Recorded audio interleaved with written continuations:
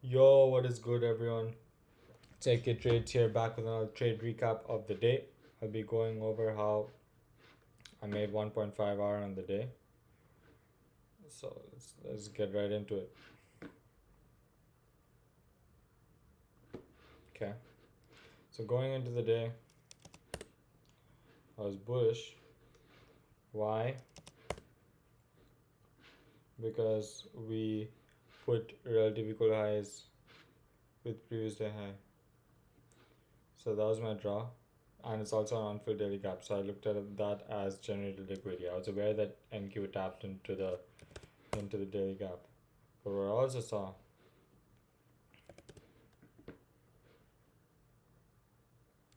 let me look at this. Yeah, this is my protected. So this recent swing was bullish. So this is my lower high.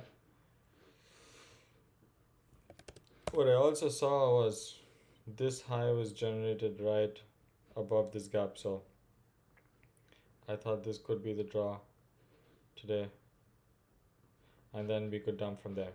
But so this is our 1 hour fair value gap tap in. So we're making our higher high. Um, I wanted this to be the draw. Where can we manipulate first before delivering that draw? This 1 hour gap. So I basically wanted us to and come lower, reject off this, form some manipulation SMT protected swing point, high resistance liquidity, and then start our uptrend and then go take out these. So that's pretty much what I wanted. Okay. So if you look at the 15, this unfilled hourly also looks like generated liquidity because the lows right above this and the lows right above this. So the generated liquidity on both sides. Maybe we take one and then go for the other. That's pretty much what I was expecting. This gap, the condition for longs to go, we could have gone higher and then shorted. So the condition for longs to happen was this 15-minute gap holding. On NQ we inversed it. On ES we didn't. So on ES if we were to go higher. So yeah. Now going to the 1 minute.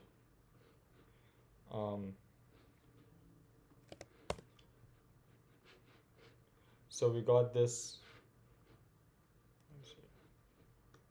Yeah, so we got this rejection from the 15-minute fair value gap tap in, and that was my condition. So my condition was that this bullish leg leads to longs and this 15-minute gap holds. If not, then this is a catalyst, and then if we take this out, then this is failed bullish displacement and we're shorting. Same thing here. Generated liquidity, trend line 1, 2, 3, 4, 5, and if I want first of all this gap inverse, but if I want this leg to hold and us to long without taking the 1 hour gap, this was an OT tap in plus strong rejection. So if this fails, then most likely we're taking this low. So if we take this low, I'm assuming we take all of these lows. It's pretty much just logic. And extra confirmation, if we take this low on ES, then we're most likely gonna go here as well. I also thought that since NQ was closer, we could take the London low, we could form bullish SMT, stall here at these relatively cool lows, then push higher. But basically what I did was, so I saw that this candle here on NQ was a 15-minute fair value gap tap in. So this is the start of a downtrend. We move from imbalances to liquidity to imbalances. So this is a 15-minute fair value gap tap in. So that's my catalyst for going long. So either way, I said that because we pushed so deep into range, we got a strong push out. I'm assuming if we take this low, then the range is failed. So that's exactly what have happened. I could have shorted this. I wasn't quick enough. Uh, this is this is basically what my trade is based on, and then just hold for a draw or hold for 1:1. But I basically shorted here because look at this. Oh my god.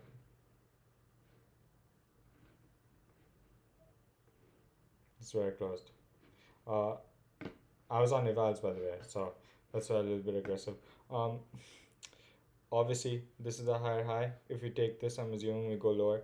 And look, this candle here is this candle here. So this second candle, 931 candle, uh, while it was on its way to the 1 hour gap. That's when I entered, and as soon as we hit the 1 hour gap, I went break even, and I just closed at data lows, low hanging fruit. I just booked like $500.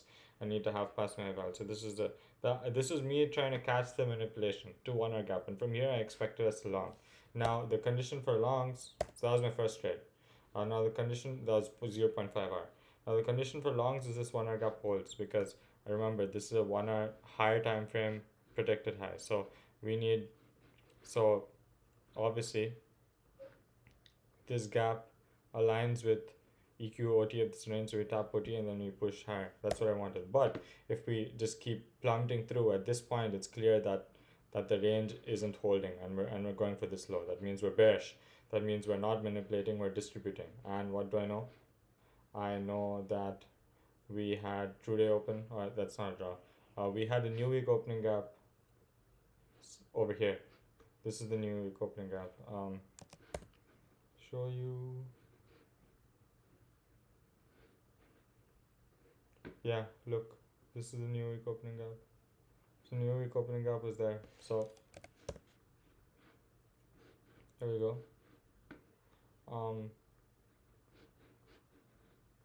So yeah. So as soon as I saw NQ, uh, at this point, at this candle, it's like, bro, like we've just failed the range, and we're distributing lower. So I took the short on ES as soon as we made a lower low, put my stop here, because if we make a new higher high,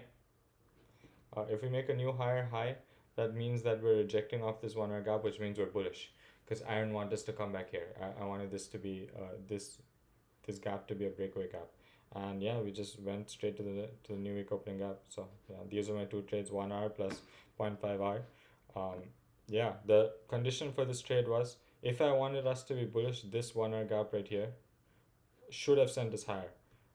It didn't, and we should have rejected off of EQ, OT. This spot we should have rejected off of, but look at this candle. This candle is literally when I entered. We're literally at 0.7. Like we're pretty much we've pretty much broken the range. So that's where I entered. So yeah, that's pretty much it. These are my two trades of the day. It's past one eval after blowing 10, unfortunately, because of taking bad trades. But hey, bro, we live and we learn. So yeah, that's it for my trade recap of the day. Hope you guys learned something. Peace.